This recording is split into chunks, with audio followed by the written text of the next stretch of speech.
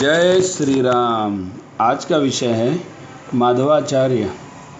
माधवाचार्य का जन्म कर्नाटक प्रदेश के बेल्लारी क्षेत्र के कुंदीराम नामक स्थान पर मायण नामक ब्राह्मण के घर माता सुमति के उदर से सन 1293 के लगभग हुआ।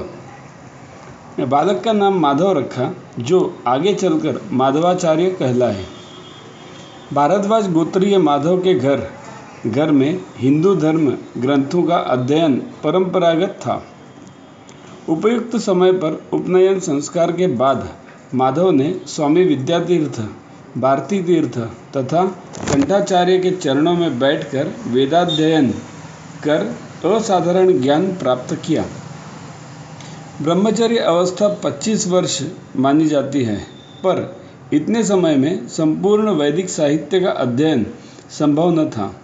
इसीलिए 36 वर्ष तक ब्रह्मचर्य आश्रम का पालन किया। अपने माता पिता के माधव 3 भाई 1 बहन थे।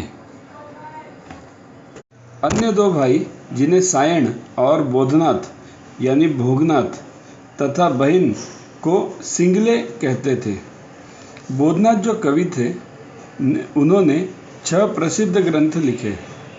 सायण, जिन्हें आगे सायणाचार्य के नाम से जाना गया, वेद के प्रसिद्ध भाष्यकार हुए। माधवाचार्य ने स्वामी विद्यातीर्थ से जब अप्राप्त वेदों की शाखाओं के बारे में पूछा तो बताया कि मुसलमानों ने भारत पर आक्रमण कर इन पवित्र ग्रंथों को जला दिया था।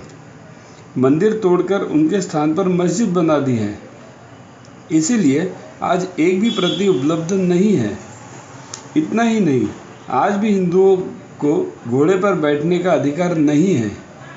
अपनी सुरक्षा के नाम पर विशेषकर जजिया देना पड़ता है। हिंदू को द्वितीय श्रेणी का नागरिक समझा जाता है।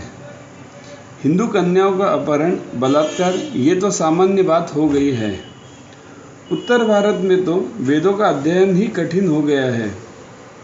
हिंदू संघर्ष तो कर रहे हैं, पर संगठन के अभाव में वे सफलता प्राप्त नहीं कर पा रहे हैं। माधवाचार्य को उपाय ध्यान में आया, हिंदू राज्य सत्ता की स्थापना।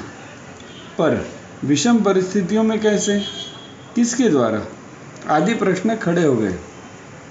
अंदर से उत्तर आया, माधव, तुम अपनी कुलदेवी बाला देवी की आराधना करो। ऋष्यमुख पर्वत की गुफा में माधव ने प्रवेश कर आराधना प्रारंभ कर दी। केवल फल और दूध, जो 2 गडरिया बंधुओं के बालक रोज पहुंचाते थे। दुनिया में माधव शायद पहले नागरिक होंगे जिन्होंने तपस्या अपने मोक्ष के लिए नहीं, वरन एक ऐसे राज्य की स्थापना के लिए की जो विधर्मियों को परास्त कर हिंदू समाज की रक्षा कर सके। लंबी तपस्या के बाद देवी प्रसन्न हुई। माधव ने श्री चरणों में निवेदन किया कि माँ, हिंदू समाज का पवित्र धर्म ग्रंथ, धर्म स्थान सुरक्षित रहे। ऐसे राज्य की स्थापना के लिए मुझे शक्ति साधनों सहित अपना मार्गदर्शन दीजिए। माँ ने कहा, पूर्ण हो। किंतु क्या माँ? इस जन्म में नहीं, अगले जन्म में। माधव ने विचारा कि कहते हैं सन्यासी का दूसरा जन्म होता है। अतः उन्होंने भारती तीर्थ से, जो श्रृंगेरी मठ के आचार्य थे, उनसे संन्यास ले लिया और पुनः तप करने बैठ गए। देवी फिर प्रकट हुई। अब क्या माँ, मेरा नया जन्म हो गया। माधव के ऊपर बहुमूल्य रत्नों की वर्षा होने लगी। देवी ने वह स्थान बताया जहाँ राज्य निर्माण होना सही रहेगा। योजनानुसार तुंगभद्रा नदी के दक्षिण तट पर विजयनगर नामक नगर बसाया, जो 16 मील लंबा और 10 मील चौड़ा था, जो संपूर्ण सुविधाओं से युक्त था। उसके खंडरों की रचना देख कर आज के इंजीनियर दांतों तले अंगुली दबाते हैं। राजा कौन होगा?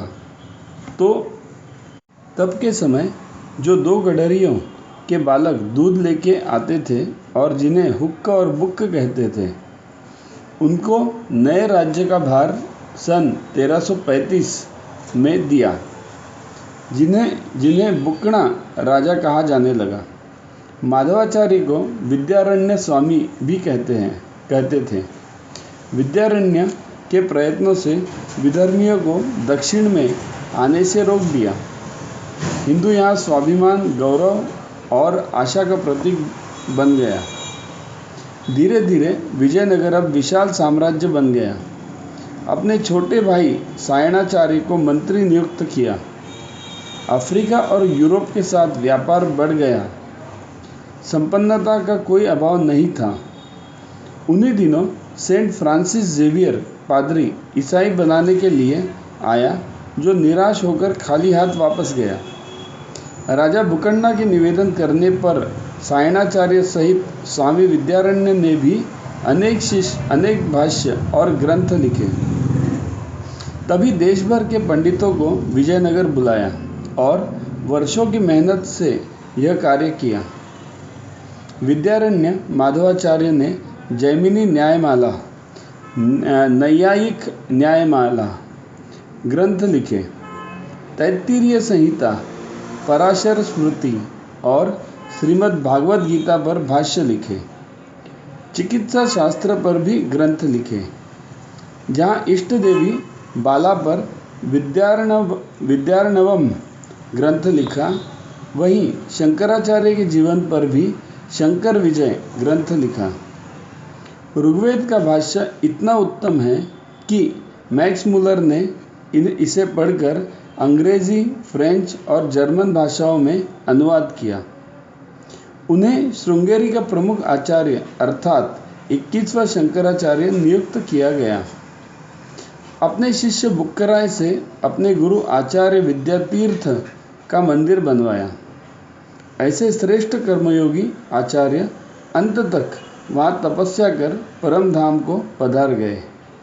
भारत माता की जय।